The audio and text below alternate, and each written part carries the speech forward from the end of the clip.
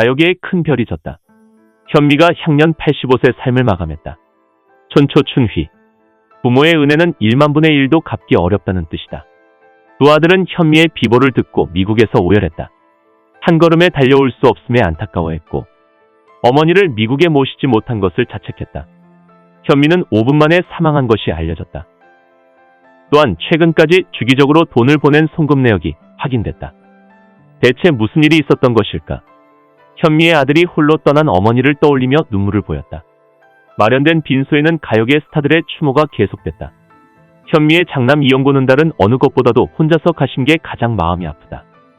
자식이 둘이나 있고 식구들도 많은데 혼자 가신 건 평생 불효로 남을 것이라며 자책했다. 이영곤은 너무 흐느껴 목이 쉬었다는 전언이다.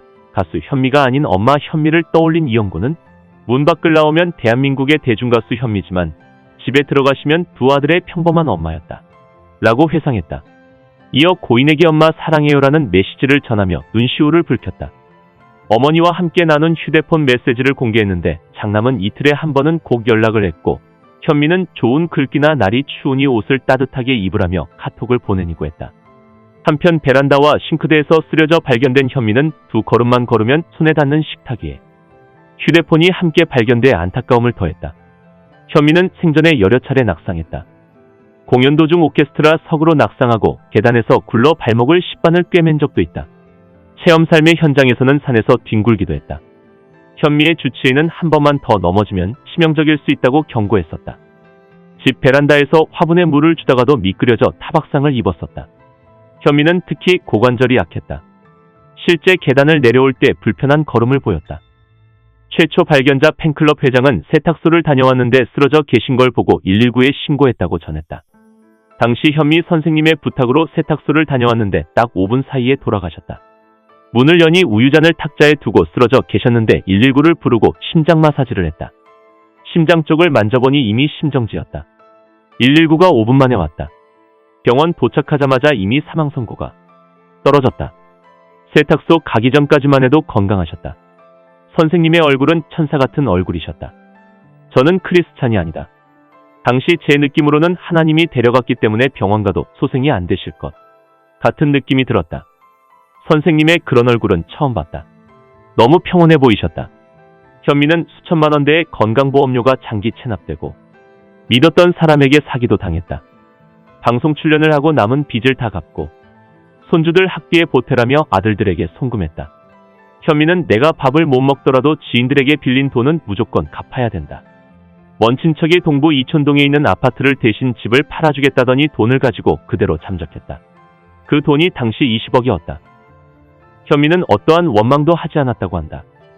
사람을 험담하지 마라 라고 말했다고 전해진다. 많은 연예인들이 조문 행렬이 이어졌다. 인순이는 넋을 놓고 있는 현미의 아들에게 힘들겠지만 식사를 하셔야 한다 하며 위로했다. 혜연이는 선생님이 밥을 사주시다고 했었다. 지방 스케줄이 많아서 약속을 잡지 못했는데 너무 후회된다며 자책하는 모습이었다. 현숙은 타의 모범이 되는 선생님이셨다.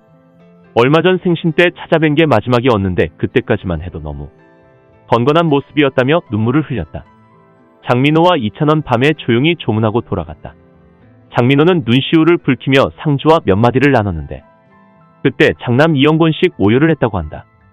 쓰러진 현미를 최초로 발견한 팬클럽 회장은 유족들과 오랜 시간 이야기를 나누며 현미를 추억했고 현미의 연하 남자친구도 조용히 다녀갔다고 한다. 둘째 이영대는 장남보다 하루 늦게 귀국했다. 아내와 아이들도 함께 왔다. 오자마자 형과 오열하며 어머니의 얼마 전 생일날 전화를 했는데 건강하셨고 보고 싶다고 하셔서 조만간 한국에 나오려 했다.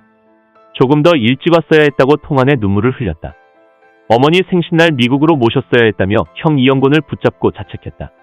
현미는 몇 년에 한 번 미국에 가서 손녀들의 재롱을 보며 그렇게 좋아했는데 영어로 노래를 부르는 손녀를 보며 기특해서 어쩔 줄 몰라 했다. 한 번은 손녀가 노래를 부르자 내 피가 흐르는 게 분명하다 가수해야겠다며 손녀를 자랑스러워했다고 전해진다. 손녀를 웃게 하려고 얼굴 표정을 재미있게 하며 손녀와 놀아줬다. 데스타도 손녀 앞에서는 평범한 할머니였다.